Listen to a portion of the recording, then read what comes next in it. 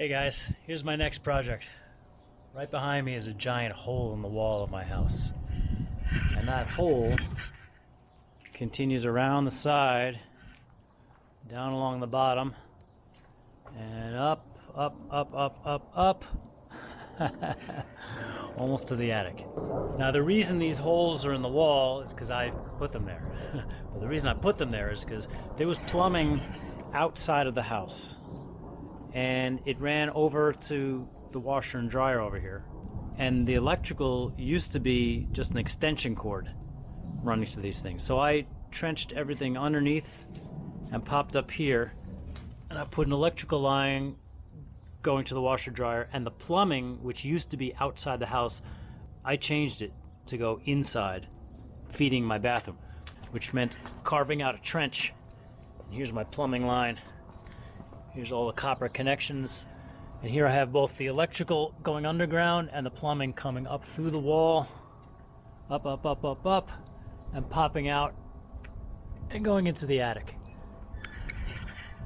So that was my work, and I've left a giant hole in my house. When I opened this up, I learned that this foundation is messed up really badly. So I have to, and it doesn't even go all the way out. So I have to do some digging and rebuilding of that concrete foundation. Also, check this out.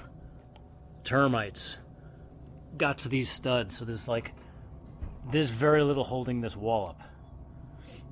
So I have to rebuild all of this and all the way around the other side and come it up, and then I have to re-stucco it. But even before that, since these studs are all eaten up by termites, this whole shed, I'm going to back up and show you what the house looks like.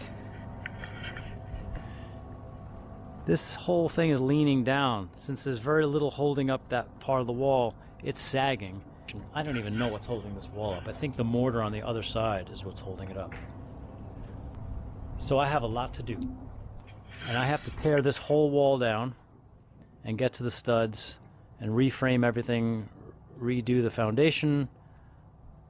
I'm going to put all that plumbing is going to go inside the wall, so I have to reroute those vents and drains, and then do some stucco work. It's a big job. Come along with me.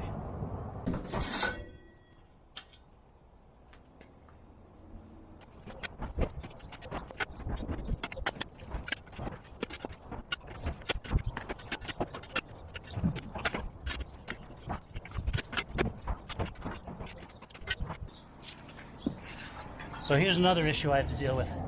I have to go all around the existing foundation and deal with things like this.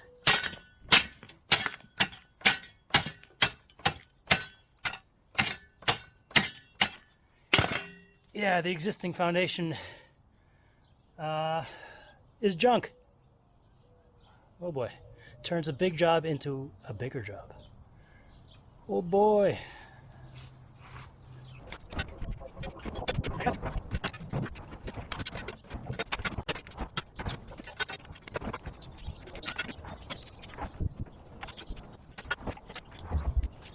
I did some excavating, and it's a little worse than I thought. In here, this is where the studs come down. There should be foundation under here, and there's none. But even worse, when you get further to here, underneath the stud, there's no foundation at all. This is like the slab for the bathroom floor, and what should be supporting these studs doesn't exist. All along here, I dug it out. There's like nothing under there. Now, around the side, it's a little better. It has, but even then, it's just partial support. Let's see if I can see the line. Here's the stud, the termite-eaten stud, and along the line, part of it is supported, but not all of it. But I'm going to build it out to meet the line of the stucco. So it'll be one line going down. So I'm going to add another few inches to the side of this. So there'll be something supporting. This is doing a good job over here of supporting the side. But in front here, man, there's nothing. There's nothing under there. Everything's dug out, and I've had a day to think about how to proceed with the plumbing. So, this incoming hot water line, I'm going going to extend it down under what will be the foundation and run it over and kick it out a little more and have it run with those other guys. And this incoming cold, I'm going to bump it out a little bit so it's away from the foundation. Now with these drains and vents, they're outside of the wall, so coming from here, I'm going to bring it in further and have it come up through that foundation that I'm going to pour and run a new drain here. Now as far as the vent, see there's a clean out here and it joins this other thing to vent out of the roof. This is a tough one because to run it over inside I have to cross some studs and that's no good. So I have a few choices. What I think I'm going to do is pop it straight up and have a clean out right here so it's, you know, just a little above this slab, and it'll be in the corner. So it'll be over here, but it'll, you know, be in the corner. And for venting, instead of coming up and out, I'm going to vent it from the inside with a mechanical vent.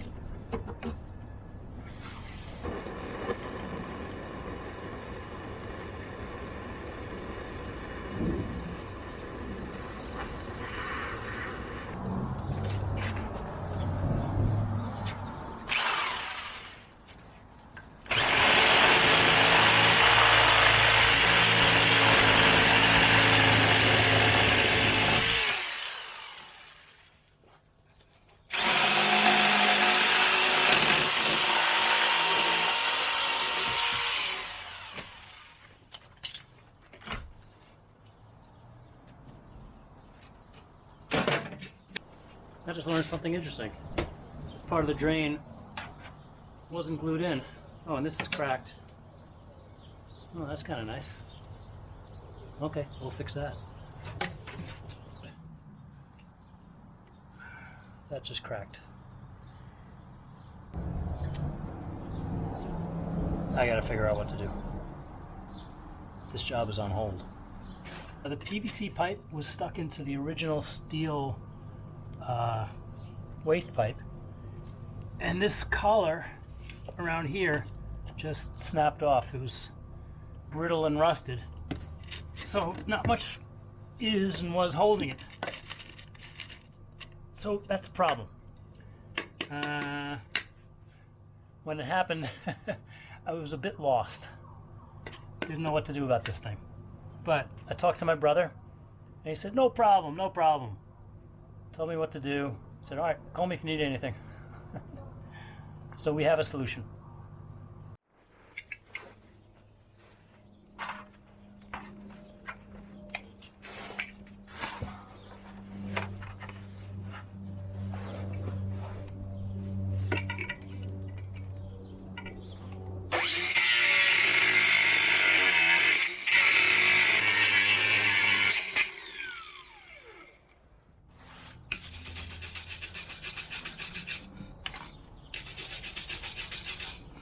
And so this happened. I was cleaning it, preparing it, and a big piece chipped off. This cast iron is really brittle.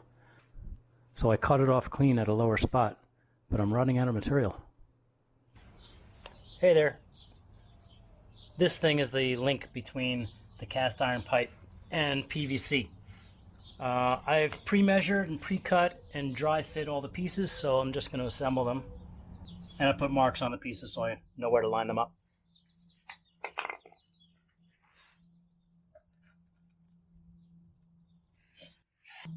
Sink drains are usually 1.5 inches, but I chose 1.25 inches so that the PVC can get deep into this cast iron pipe, and I won't have to rely on the fern coat connector underground. Although the fern coat is sealed and it'll hold back anything that comes out, but I won't need it under most conditions unless it gets clogged or something.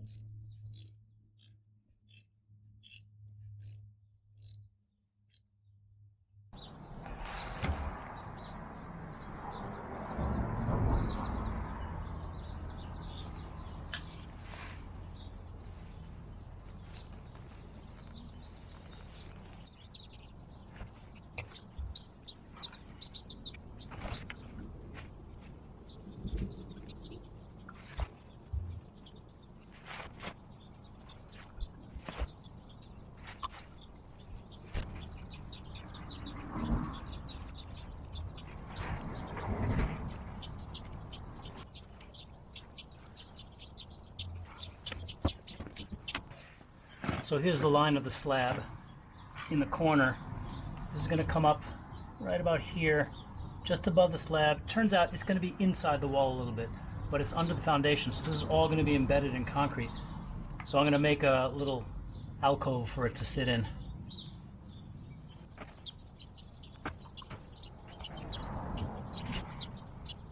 And now the capper. Et voila. Under the sink, I have this indoor vent that I had mentioned. When the water drains, air can come from behind it and chase the water down. You don't get glug glug. It doesn't, suction doesn't pull water out of the trap, but it doesn't allow air to come out, so I don't smell the gases of the sewage pipe. So now all of the subgrade plumbing is done. The only thing left is this vent that's going to be above the level of the foundation, so I can do that later. You can see my drain is now plumbed in, and I have the clean out there and the fern coat connector tying it all together. And if you follow my copper, I kicked all of that out away from the wall, and I put this little stub out here for a future project. Eventually I want a hose bib up front for gardening or whatever.